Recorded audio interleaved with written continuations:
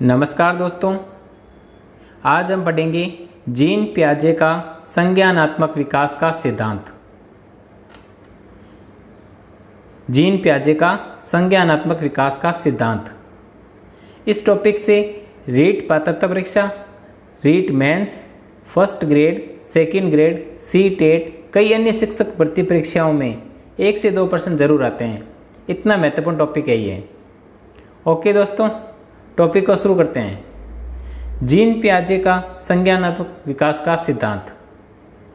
Gene पियाजे को विकासात्मक मनोविज्ञान का जनक कहते हैं। विकासात्मक मनोविज्ञान का जनक किसे कहते हैं? जीन पियाजे को। जीन पियाजे स्विट्जरलैंड के निवासी थे, जिनका जन्म 1896 में हुआ। इन्होंने जो प्रयोग किया वो खुद के बच्चों पर ही किया। इस सिद्धांत के अन्य 5 नाम हैं। पहला है ज्ञानात्मक सिद्धांत, दूसरा विकासात्मक सिद्धांत, तीसरा मानसिक विकास का सिद्धांत, चौथा अवस्था का सिद्धांत, पांचवा खोज व निर्माण का सिद्धांत। यह सिद्धांत मुख्य रूप से 2 बातों पर बल देता है। पहली प्रयोगात्मक शिक्षा, दूसरी व्यवहारिक शिक्षा। यह सिद्धांत प्रयोगात्मक शिक्षा और व्यवहारिक शिक्षा पर बल देता है। इस सिद्धांत का परिणाम यह है कि बुद्धि जन्मजात नहीं होती, बल्कि उसका विकास होता है। बुद्धि जन्मजात नहीं होती, बल्कि उसका विकास होता है। इस सिद्धांत का रिजल्ट है ये। संज्ञानात्मक विकास की अवस्थाएं, टोटल 4 अवस्थाएं हैं। पहली संवेदी गामक अवस्था, जिसे इंद्रिय जनित गामक अवस्था भी कहते हैं। यह अवस्था 0 से 2 वर्षों तक होती है।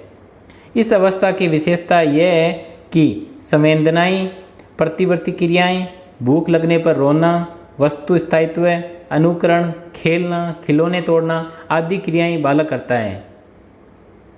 दूसरी अवस्था पूर्व संक्रियात्मक अवस्था, जो ये 2 से 7 वर्षों तक होती है। इस अवस्था की विशेषता है विचारों की अनुक्रमणिता, आत्मकेंद्रिता, जीववाद, सूचकता, विभेदीकरण, आत्मकेंद्र का भाव,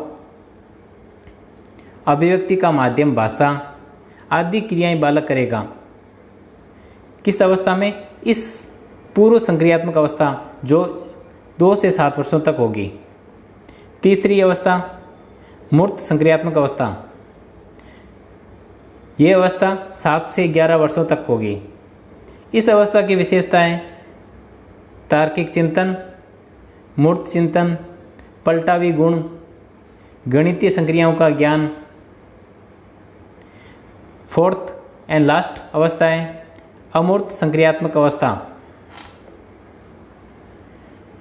अमूर्त संक्रियात्मक अवस्था 11 से 15 वर्षों तक। इस अवस्था की विशेषताएं अमूर्त चिंतन, कल्पना करना, पूर्ण विकास की अवस्था। पूर्ण विकास की अवस्था किसे कहते हैं? अमूर्त संक्रियात्मक अवस्था